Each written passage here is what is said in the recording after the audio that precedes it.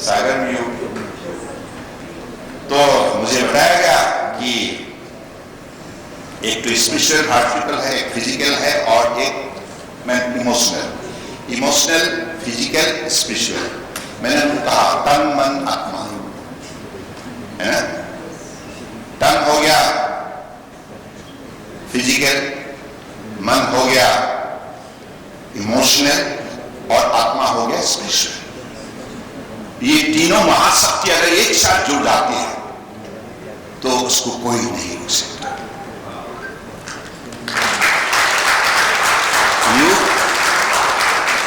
योग से निरूप, अगर योग के पास में आप जुड़ जाएंगे निष्ठापूर्वक भक्ति भावनाओं से, आप हमेशा निरोगी रहेंगे, खूबसूरत रहेंगे, दुनिया का सबसे खूबसूरत इंसान आप ही रहेंगे। मन की जो सोच और चिंता और अपने उठाए हुए कदम अगर परिष्कार होंगे, कुशलता से भर जाएंगे, सकारात्मक सोच से भर जाएंगे, तो ये सिर्फ आप खूबसूरत नहीं रहेंगे, आपका परिवार, आपका समाज, आपका देश, आपका दुनिया हमेशा खूबसूरत ही रहेंगे। A thing of beauty is right for you.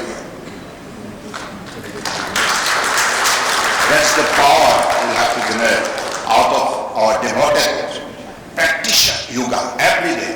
इसलिए प्रमादन प्रधानमंत्री ने दुनिया के मानव समाज की अलग अलग रोगों का इलाज उन्होंने दी है इंटरनेशनल डे ऑफ योगा। अगर दुनिया का जैसे उन्होंने जनरल असेंबली में ये प्रस्ताव रखी, दुनिया ने स्वीकार किया, आप सब जुड़ गए, तो इसलिए सबको लगने लगे ये एक विज्ञान है, एक परंपरा चिकित्सा एक विज्ञान है। सदियों से ऋषि मुनियों ने अपने तपस्या कालखंड में इस सत्य को आविष्कार की थी। योग में क्या शक्ति बराबर, ये मेरा कहना नहीं है, योग से निरूप उसी जमाने से आप सबको मालूम है। जो जैसे संजय मेरी बहुती है ना, लक्ष्मण जी जब घायल हो गए थे, इलाज के लिए हनुमान जी परम भक्त राम की संजय मेरी कुटी लाए और ऋषि ने वहां उसको इस्तेमाल की। बाद में हनुमान जी को, लक्ष्मण जी फिर से जीवन में थे। तो इतना शक्ति प्रकृतियों में बसा हुआ है। ये प्रकृति जो बनी है ये प्राणियों के लिए बनी है। यहाँ पेड़ पौधा, नदी, झील, झरनी और सागर, महासागर, ये पर्यावरण सभी सिर्फ प्राणियों के लिए बनी है। प्राणी हमेशा खुश रहे और हमेशा निरोगी रहे, तो इसलिए प्रकृति तो भगवान के ही रूप है। तो हम तो प्रकृति में चलने वाला, सागर हो या नदी हो, वाटरवेज, सी वेज और ocean ways, this is we are all banking on nature. Without these are all gifted mode of transportation. This and we are the largest transporter of the country. Ministry of Ports and Waters, आप सबको मालूम है ना? मालूम है ना? We are the largest transporter. देश का अर्थव्यवस्था को मजबूत बनाने में हमारा भी बहुत बड़ा योगदान है, क्योंकि एक्सपोर्ट इंपोर्ट हम ही संभालते हैं। 90% by volume, 70% by value. This is in the exit trade and also coastal cargo and also inland waterways. तो ये जो हमें भगवान ने जो गिफ्टेड हमें एक ट्रांसपोर्टेशन के लिए व्यवस्था प्रदान की है, तो इसका सही इस्तेमाल हम 21वीं सदी में कैसे करें, और देश को अगले 25 साल के अंदर अगर दुनिया के सबसे बड़े अर्थव्यवस्था के रूप में खड़ा करनी है, तो हमारे मंत्रालय को बहुत शक्ति दिखाना होगा, बहुत मेहनत करना होगा, बहुत नई नई व्यवस्था वहां जोड़ना होगा।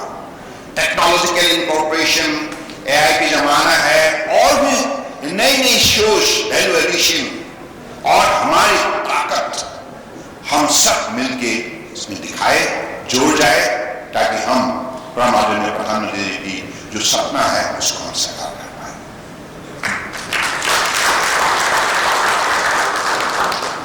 मैं थोड़ा ध्यान प्रकृति की तरफ ज्यादा से चल गया, मतलब मैं हमेशा पीएम साहब का ये बहुत अच्छा एक सुझाव है हम सबके लिए, और प्रकृति को सजाने का हमारा दायित्व बनते हैं, क्योंकि प्रकृति रहेगा तो प्राणी रहेगा। सिर्फ प्राणी का मतलब ये ह्यूमन लाइफ नहीं, human life, animal life, plant life, all living beings and organisms on the planet Earth needs to be preserved and protected and guarded। इसलिए हमारी क्लाइमेट जो चेंज हो रहा है इसका साथ मुकाबला करने के लिए क्लाइमेट एक्शन लेना होगा। तो क्लाइमेट एक्शन हम कैसे लें? तो आदरणीय प्रधानमंत्री ने कहा एक पेड़ मां के नाम।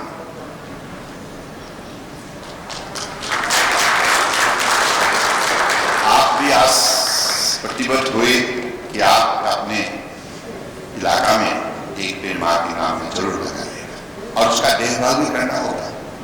3.5 साल 4 साल तक जैसे बच्चों को माँ बहुत आदर स्नेह से बड़ा करता है ना, उसी हिसाब से छोटे बूढ़ा को आपको केयर देना होगा, पानी देना होगा, हाँ, और उससे बात करना होगा, क्योंकि they have life but they do not have the language of our nation, but they can understand। If you love the plant will start smiling।